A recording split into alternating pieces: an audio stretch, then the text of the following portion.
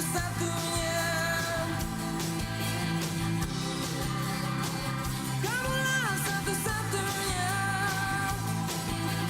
Maafkanlah aku selama ini. Kamulah satu-satunya yang ternyata mengerti aku. Maafkan aku selama ini yang sedikit melupakanmu. Puing-puing janjiku ku pugar kembali untukmu. Segala denyut nadi memanggil. Kamulah satu-satunya. Kamulah satu-satunya yang ternyata mengerti aku. Maafkan aku selama ini yang sedikit melupakanmu. Puing-puing janjiku ku pugar kembali untukmu. Segala denyut nadi memanggil. Kamulah satu-satunya.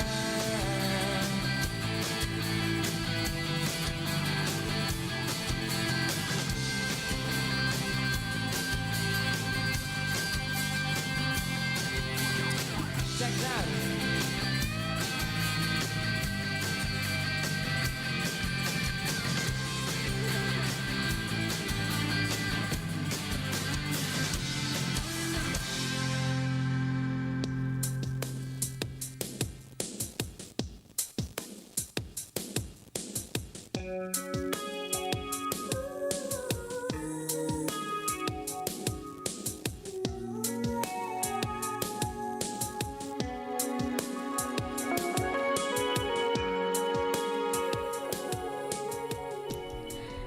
Assalamualaikum warahmatullahi wabarakatuh dan selamat sore pendengar. Kembali kali ini saya Fitri Yani Rahman yang menemani di obrolan kita ya di kesempatan sore hari ini. Kita nanti akan bersama dengan Bapak Hafiz Muhsin SOSMSI, Kepala Badan Pengembangan dan Pembinaan Bahasa Daerah dari Kemendikdasmen. Dan kita akan berbincang tentunya tentang digitalisasi bahasa daerah. Baik, sambil menantikan beliau sudah hadir juga di RRI Makassar ya sejak pagi beraktivitas pastinya, dan kita akan lanjutkan setelah kita dengarkan berikut ini.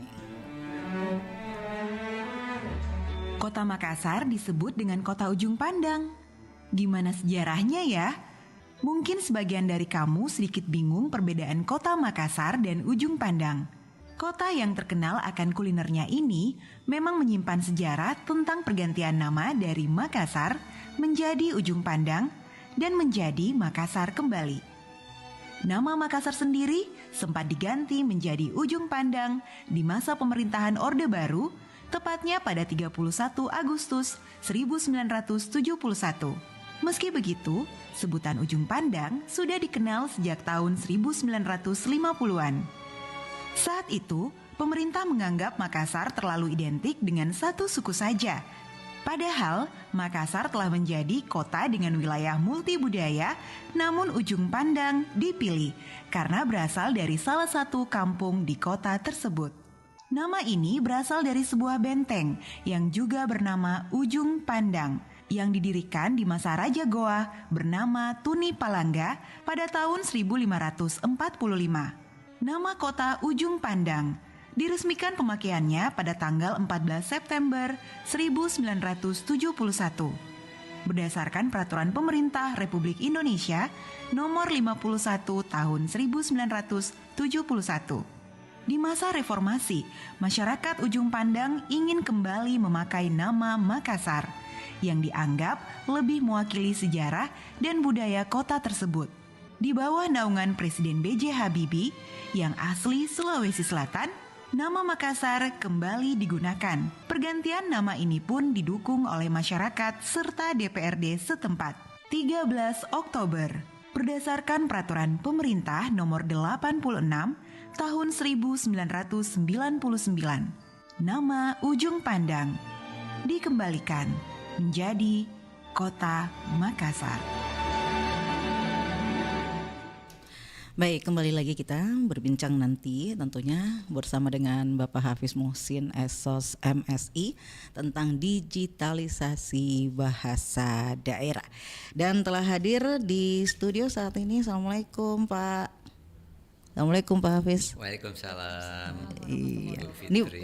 iya, dengan Ibu siapa ya? Saya dengan Ita Ibnu dari Bahasa Sulsel Wiki. Oke, ada Ibu Ita ya. Iya. Baik, ini kita berbincang tentang bahasa ibu, ya, benar ya Pak ya. Benar. Ini kan selalu jadi apa ya pembicaraan kita ketika ternyata perkembangan zaman, ya, sepertinya juga semakin meninggalkan bahasa ibu. Nah, mungkin perlu kita dapat penjelasannya dulu nih. Apa sih sebenarnya bahasa ibu itu, apalagi diperingati secara internasional, Pak Hafiz? Mungkin bisa dijelaskan, Pak. Oke, terima kasih RRI Pro 4 ya, Ya. Makassar, para pendengar setia. Bahasa ibu adalah bahasa yang kali pertama diterima, diajarkan, dan dikuasai oleh anak dari penutur sebelumnya, dari orang tuanya, dari lingkungannya. Ya. Nah, ini sangat penting karena bahasa ibulah yang memang menjadi dasar bagi seorang anak untuk menguasai awal kali komunikasi dengan bahasa ibunya. Ya. Nah, namun pada saat ini tentu kita maknai bersama dan kita juga pahami bersama bahwa pemanfaatan penggunaan bahasa ibu itu sudah mulai ditinggalkan.